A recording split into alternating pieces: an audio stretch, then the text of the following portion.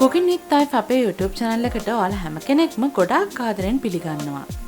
ඔයාලා හැම කෙනෙක්ටම සුබම සුබ නත්තලක් කියලා අපි එක හිතින් ප්‍රාර්ථනා කරනවා. ඉතින් ගොඩාක් දවසකට පස්සේ අපිත් අද ගෙදර හිටියා. ඉතින් ගෙදර හිටපු සතුටට ඒ වගේම නත්තලේ සතුට සමරන්නත් එක්ක අපි ලන්ච් එකක් ලෑස්ති කරගත්තා. මේක හරිම ලේසියෙන් හදන්න පුළුවන් බත් රෙසිපි එකක් සහ චිකන් රෙසිපි එකක් තමයි මම අරගෙන ඇවිල්ලා තියෙන්නේ. ඉතින් එහෙනම් ඔයාලත් අපේ වීඩියෝ එක බලන්නකෝ.